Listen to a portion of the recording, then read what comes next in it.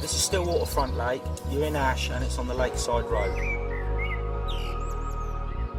On the front lake you have 26 swims. The rough depth is anywhere between 4 foot to 5.5. In places you will find gullies down to 6 foot. The front lake is 6 acres in size. In the middle there's a bar running all the way down, and it literally goes all the way down to the bottom end of the lake. There are gaps in between where we call the broken bars, that's where the deep silt pockets are, the silt, where you will find your 6 foot depths. This is mainly as a guess, but there's roughly around about 100 fish in here with 530s in.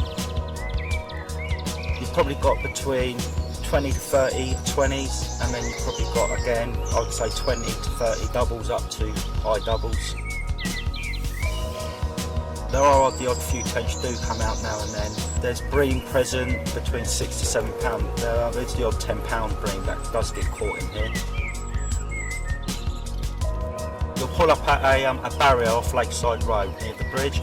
Get out, open up the barrier, and then obviously you must lock that when you come up the driveway. You go straight up the driveway and you'll come to a big set of steel gates, which is the gate entrance to our car park. You come in and then obviously you lock the gate behind you, unload and come onto the venue. As you come onto the canal bank side, you will come across the first peg, which is peg 26. There's a bar, literally a rod length out in front of you, which is roughly about 3.5 foot. Then if you just go down the side of that bar, it drops off into 6 foot of water. With peg 26 down to, I'd say, peg 23, there's not a lot of water really out in front of you because of the halfway rule, so them pegs along the canal bank are the best option to fish the margins. The fish do get under there. It's very silty up that end of the lake. Peg 21 and 22 is basically, you've got more of a wider area out in front of you, a little bit more scope. The depths again they're on the bars of area from roughly around a 3.5 foot, drops off down to 5 foot. The next swim you'll come to is peg 20, which is the first bird cage. That's where you will be fishing from the tip of the pads round to obviously the centre of your swim. Tight to the pads there is a bar there, and that bar is 3 foot flat, and then as you come in closer to you it does drop off about around a 4.5 5 foot.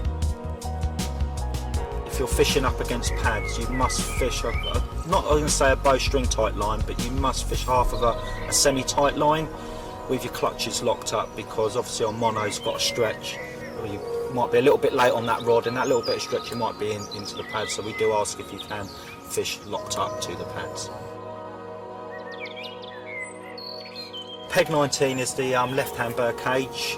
Again, it's exactly the same fishing, not too tight, just drop back a little bit, fish locked up, fish safe, and you will catch fish on them pads.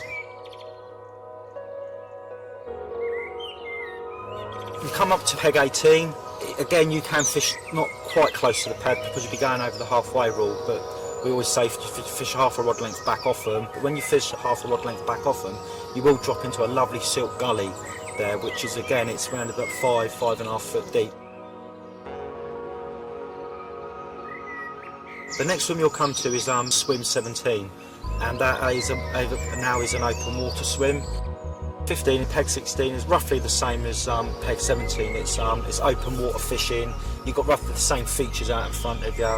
The depths are roughly the same, 5 to 6 foot. It does drop off to 8 foot in some places that I have found. There's a few anglers down here that will bring a kilo bait down and put half a kilo out and then top it up as you catch. There's not one particular bait that will be magic and one bait that won't. If it's the right time, the right place, and any bait works.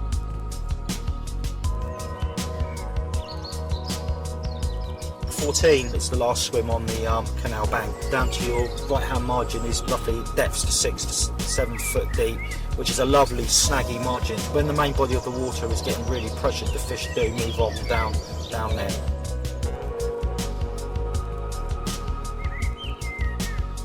You come up to peg 13, which fishes right into the mouth of the bay, into the snags, into the overhang. They do get in there, like again, when the main body of the water gets pressured, they do swim down into the bay and they do get underneath them snags.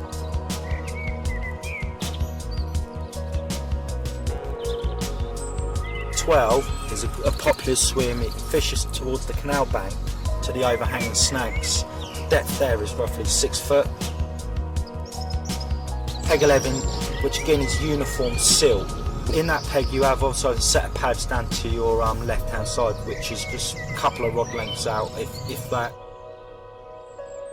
Bailiffs on Stillwater are very friendly, they're very helpful, they put you onto spots, they help you in any way they can help you. If you're not sure on a swim and you see a bailiff on his way around, ask him and he will help you, because every bailiff on here has been on here fishing for at least 2 to 3 years. Peg 10, various steps again between 3.5 to 5 foot. There's a lot of pads down that end, so a lot of anglers will fish one on the front of the, if you're looking out in the swim, fish one on the tip of the pads, and then they put one down to their right hand margin's got a lovely overhanging willow, and a lot of fish do get caught underneath there in the spring and the summertime, because it's very shallow there. It's roughly around about 3 foot in that willow bay. Come to peg 9, which commands a lot of water. The halfway between you and the other swim is roughly 60 odd yards, and again you've got a 3 foot bar there and it drops off to 5.5 foot, and the fish do, if you watch at night as the dark starts settling in and you start seeing the fizzing in that swim. Peg 8 is an open water swim. You have got margins left to right. You have pads, a set of pads down to your right hand side. It's quite shallow there. It's just roughly between 3.5 foot to 4 foot. And also out in front of you, you have another good scope of water. I would say again 50 to 60 yards range out in front of you. Averages of depths are the same, between 3.5 to 6 foot. And on your left hand side, you have a set of ornamental pads. Again, they're coming through there. There's a deep gully that runs through there.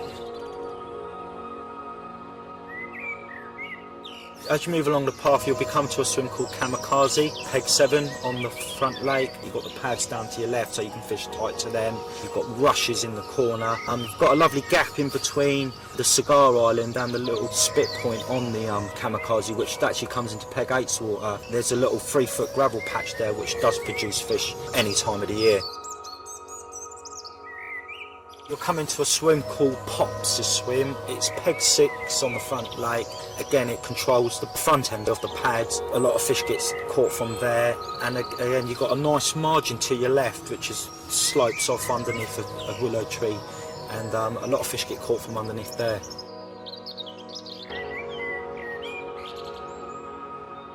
You come up to peg 5 now. You're fishing opposite the canal bank pegs, which are from 26 downwards. Peg 4 is roughly the same as peg 5, it's uniformed, the bar runs all the way through, and obviously you've got your silty gully. Again, do not neglect the margin, because there's little dots of pads on the margins down there on the left hand side. Come to peg 3, 2 and 1, and again they're the same. Their depths up into the bar that runs through the middle, they drop off into the silt, and up at the top end of the lake near the car park it is really choddy silt. Your lead will plug in and go away, so I would say chod rigs or any form of a pop-up rig up in that end of the lake. Stillwater's, it's funny, you know, a lot of people keep saying, oh, I'm going to leave and go on to ventures new, and they always end up still staying, because when the pads are up in the summer, it's really nice.